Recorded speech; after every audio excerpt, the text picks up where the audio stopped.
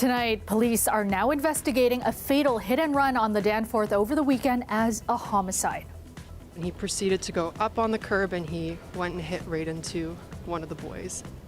The victim identified as 25-year-old Gabriel Del Castillo Malali. Police still searching for a suspect tonight. We have exclusive images of the vehicle they used. Plus, it's killing you, like you just waiting. It's hard time to wait.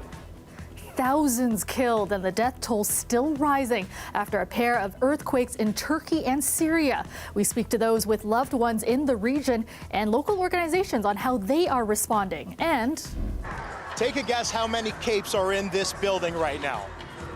I'm Dale Manuktuk, and coming up, I'll tell you that number. Here's a hint. It's a Guinness Book of World Record, and it's all in the name of helping children. Good evening. I'm Kelda Yoon. We begin with exclusive images tonight obtained by CBC Toronto of the SUV believed to have been used in a fatal hit and run on the Danforth. Now, that incident now being investigated as a homicide. Toronto police identifying the victim as Gabriel Del Castillo Malali of Toronto. Now, they say he was leaving a bar early Sunday morning when he was intentionally struck and killed. Greg Ross has more. This security video shows a dark-colored SUV approaching a group of people walking on the sidewalk along the Danforth. This is just seconds before that SUV drove up on the curb and ran over 25-year-old Gabriel Del Castillo Malali, who is well known to business owners in the area. He's always a friendly guy, never had any kind of issues with anybody. It happened just after 4 o'clock yesterday morning. Witnesses say there was an altercation outside of the Rusty Nail pub. Somebody was trying to get into the bar. They were getting upset. This woman says she watched from her window. She says the person trying to get into the pub is the one who then got behind the wheel of the car and began verbally sparring with a group of men on the sidewalk. He looped around, went back on Danforth, and followed them as they were walking along Danforth towards Tim Hortons. And that's when he proceeded to go up on the curb and he went and hit right into one of the boys and killed him.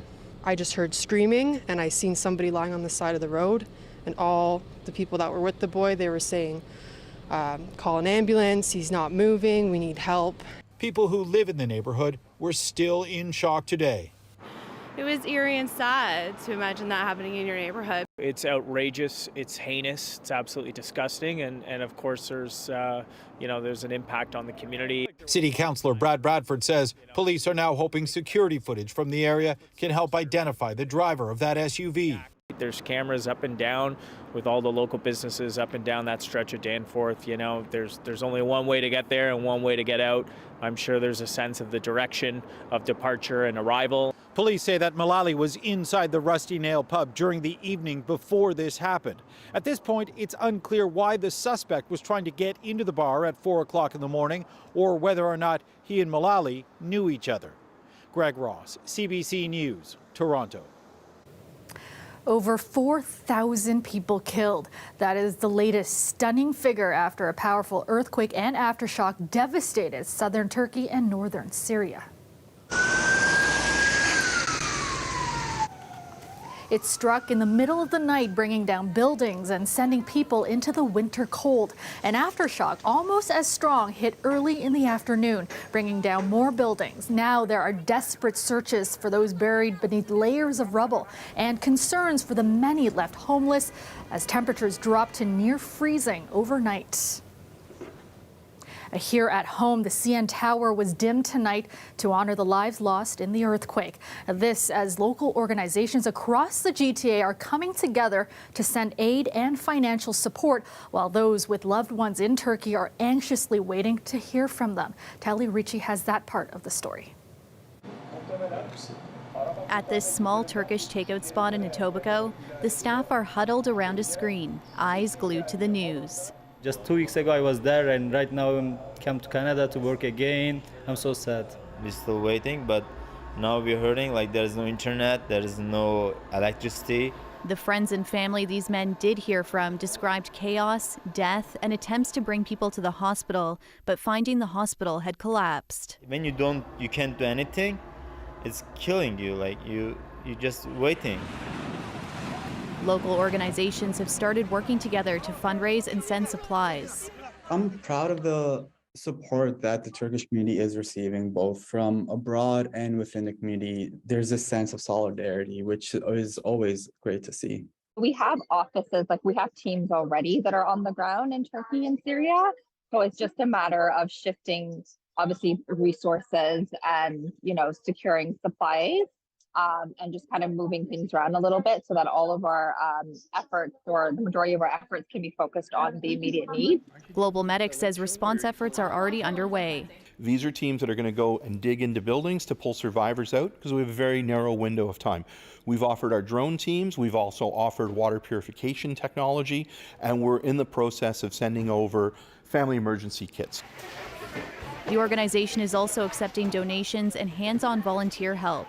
Raul Singh hopes the world pays attention to all areas affected.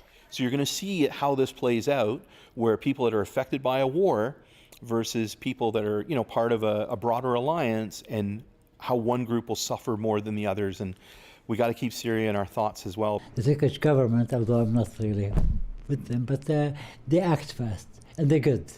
And Europe is with them. They're part of the European Union. So all the help in the world is going to be arriving at their doorstep. Where Syria, exactly the opposite. While people here anxiously wait to hear from loved ones, Mohammed is trying to remain hopeful. It's hard to talk even for the situation. And we just staying calm and waiting good answers and good news actually from them. Hopefully we will get a good news. Talia Ricci, CBC News, Toronto. 3 people were rescued by the Toronto Police Marine Unit after falling through ice in Lake Ontario this morning. We had reports that 2 people who were skating on ice over behind me near Toronto Islands fell through the ice into the water. A 3rd person witnessed them fall through and attempted to go into the water as well to assist the 2 people. Fortunately, our Toronto Police Marine Unit here, along with Toronto Fire and our Toronto medics, were swift to arrive on scene, and our officers from the Marine Unit were able to safely remove the 3 individuals from the water. The 3 people were treated by medics for hypothermia and are expected to recover. Toronto police are advising the public to stay away from ice on Toronto waterways. And police have released video of a man wanted for assaulting a TTC employee. The surveillance video was captured on February 4th at around 2 in the morning. And that's when police received a call to Eglinton West Station for reports of an assault. According to investigators, a TTC employee told a man that buses were no longer running. The suspect began arguing with the employee. He then left the station. Now, at that point, the TTC employee went to lock the doors. The suspect then forced his way back into the station and assaulted the employee. Anyone with information is urged to contact police. Meteorologist Nick Cernkovich joining us now with a first check on the forecast. And Nick, after the extreme cold we experienced last week, this week a little bit of a reprieve. Temperatures much more mild. Yeah, last week, of course, ending off the week with wind chills that were around -30, even cold for me, and I don't mind the cold, but this week much more seasonal, or at least today much more seasonal. And then as we head through the rest of the week, it's actually going to warm up, and I'll show you that coming up in the forecast in just a sec. But let's look at the temperature trend through the last 12 to 24 hours. In fact, last night at midnight, temperatures were above 0, and then they dropped through the overnight, and they sort of hovered that way, around -2 through the day today. That actually is the seasonal mark for this time of year. So pretty much a seasonal winter day for us. And it did come with some sunshine as well. We're going to lose the sunshine through the overnight and into tomorrow morning as cloud cover rolls across. We're watching this, though. Front that's going to push through. In advance of it, we've got some gusty conditions and some warm weather as well. But the morning, look for the risk of some patchy freezing drizzle or freezing rain. That could slick up the morning commute a little bit. Clears out pretty quickly through the afternoon, then just some cloud cover. Here's a look at the forecast through the next 24, up to 5 degrees tomorrow. We'll have your full forecast coming up in just a bit. Kelda. Thanks so much, Nick. A protest was held today outside City Hall calling for more supports for social housing and shelter in the city. We know that in this city today there's a crisis of homelessness. The community's been telling us this. It's a winter city, and now we're dealing with the harmful impacts of inclement weather on the health of homeless people, risking their lives on the street. The protest was organized by the Shelter and Housing Justice Network. It comes after last week's extreme cold weather. As city data showed 99% of warming center spaces were occupied on Friday, when temperatures dipped to -30 with the wind chill. With calls growing for homelessness to be declared a public health crisis in the city, City Council says it is considering the idea of keeping warming centers open 24/7 for the rest of the winter. A Guinness World Record was set in Mississauga tonight for the largest gathering of people wearing capes. Now, it happened at the Raptors 905 game, and it was all for a very good cause, to raise funds for Holland Bloorview Kids Rehabilitation Center. Dale Manukduk has this story. The Paramount Fine Food Center was packed with superheroes tonight, from sports stars who fly through the basketball court air to kids overcoming adversity, and thousands more there to support them. 11-year-old Zion Resendez is one of those children who has a rare virus and is largely paralyzed on the right side. He's also an outpatient ambassador for Holland Bloorview Kids Rehabilitation Center. When I was full body paralyzed, they helped me get motivated every day and get me back up on my feet. Not just on his feet, but also shooting one-arm jump shots. Seen here getting a few up with Toronto Raptors star forward Pascal Siakam. Siakam, an NBA world champion, partnered with the hospital to add another title, Guinness World Record holder. The crowd at the affiliate 905 game trying to become the largest gathering of people wearing capes. I'm sure I'm probably going to see some familiar faces, and yeah, man, it's so exciting, and I know they're excited, and I'm just so grateful that, you know, we're able to use our platforms, you know, being here, and people are able to help. The previous record was set in 2019 in Abu Dhabi, when 2,266 people gathered for the 80th anniversary of the Batman comics.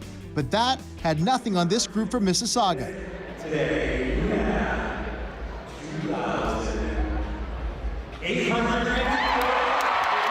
2,854 capes, standing tall inside a GTA arena.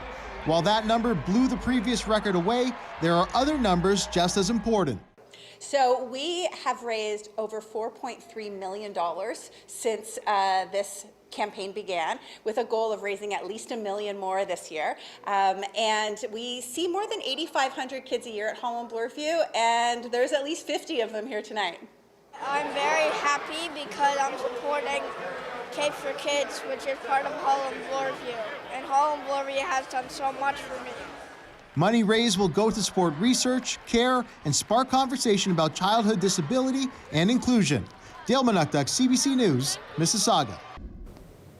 Welcome back. New details are emerging in the case of Canada's self-proclaimed crypto king. Now, we first told you about Aidan Platursky last year. He's the 24-year-old with a lavish lifestyle who allegedly promised his investors massive returns on crypto trades.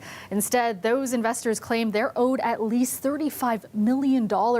And now a lawyer chasing the missing money has recovered a trove of information and more than $1 million through an alleged associate of Platursky. Angelina King has this exclusive story. I released all that stuff to him, but apparently I'm still, I'm some multi-millionaire. And that's Colin Murphy, an alleged associate of the self-proclaimed crypto king, Aidan Platursky. We tracked Murphy down outside an Oshawa courthouse, where he's facing his own legal problems in relation to the missing millions. I gave this kid hundreds of thousands of dollars I was set to inherit. He was offering me the craziest returns ever. Murphy says his money wasn't lost when he gave it to Platursky, but two people suing him say theirs was. They claim they're out a combined $270,000 they gave to Murphy to invest with Platursky. Now Murphy's assets have been frozen, and he's accused of pocketing some investor money. And like Platursky, Murphy has an affinity to luxury cars. According to court records, this Porsche and a Ford F-250 are registered to his name. So how good are these cup holders? And he drives a Lamborghini Huracan and Mercedes-Benz, both registered to his grandfather. This case still has a long way to go, Fraud recovery lawyer Norman Groot has been trying to unravel where the money has gone. More than 140 creditors claim they're out at least $35 million after investing in cryptocurrency and foreign exchange with Platursky. As part of one of the civil suits against Murphy, Groot recently recovered $1.25 million worth of bank drafts payable to Platursky, data Murphy claims is from Platursky's iCloud, and Murphy's 2 cell phones, one of which Murphy wiped, a move that landed him in contempt of court last month. Our view is that data relevant to both the issues involving Mr. Murphy and the larger Platursky issue were likely on this phone. And our concern is that there was cryptocurrency wallets or other assets on this phone. But Murphy says he wiped the phone because I keep super sensitive stuff on there with my girlfriend. CBC Toronto reviewed hundreds of pages of court documents filed in a civil suit against Murphy. They're shedding more light on Platursky's investment operation. It's being described as a large-scale Ponzi scheme, according to a former RCMP officer with an expertise in money laundering. In his affidavit, the private investigator said Platursky, Murphy, and others were laundering funds from sources not declared to the CRA or were the proceeds of crime. Murphy's lawyer says his client denies all the allegations against him. What I will say on my client's behalf is that he is a victim just like everybody else. Platursky's lawyer told CBC Platursky is adamant the investments he was involved in were legitimate. Angelina King, CBC News, Toronto.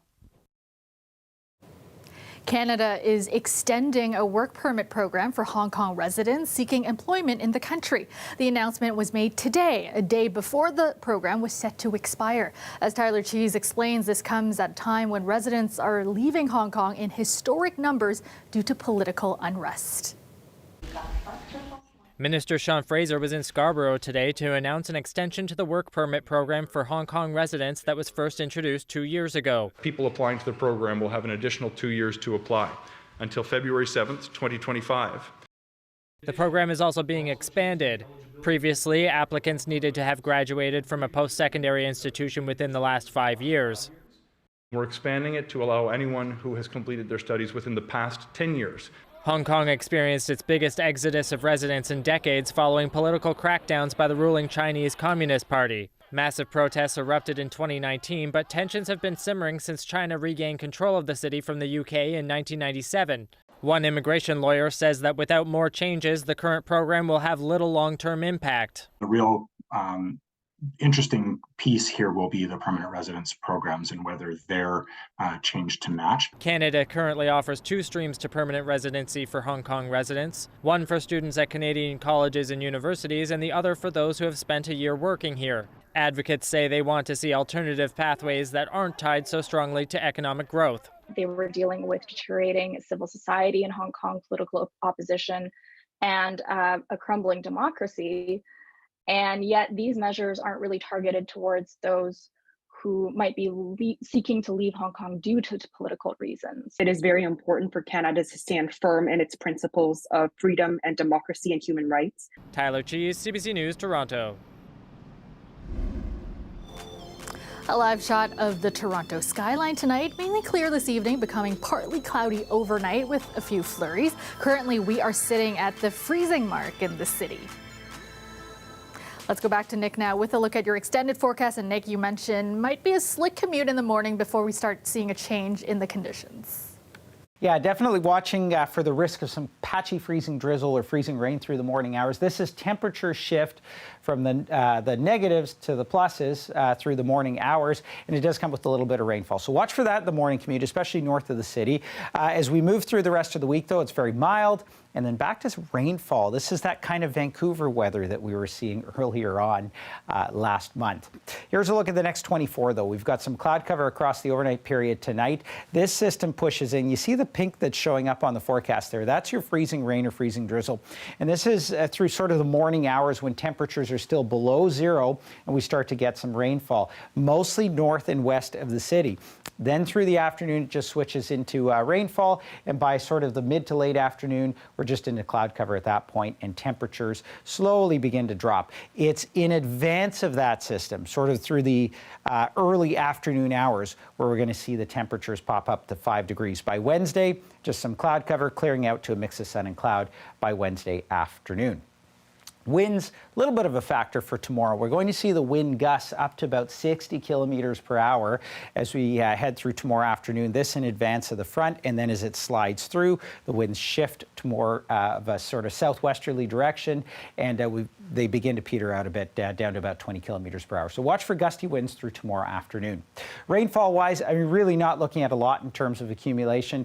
It's a quick shot of rainfall as this front pushes across, and that's pretty much it for the forecast. Temperatures overnight tonight down to about -4, -5 degrees across the region.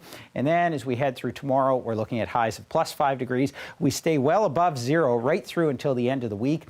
Nice day on Wednesday. Thursday, though, good deal of rainfall there, 15 to 20 millimeters of rain, and windy conditions Thursday night into Friday. Cools off, though, as we head through the end of the week into Saturday. Kelda. Thanks so much, Nick.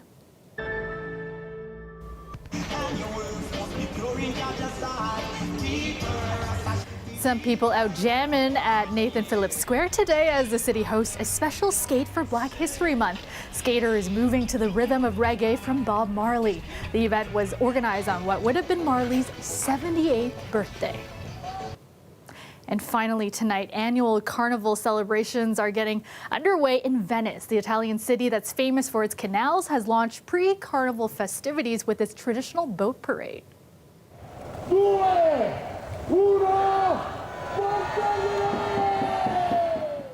Hundreds of brightly decorated boats carried costumed characters along the city's Grand Canal.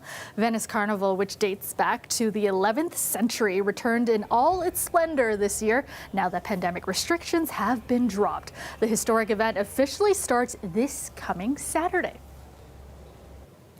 And that is our show for you tonight. Thank you so much for watching. Maribel Tarouk has your next local newscast tomorrow at 6, and I will see you back here tomorrow night at 11. Have a great night, everyone.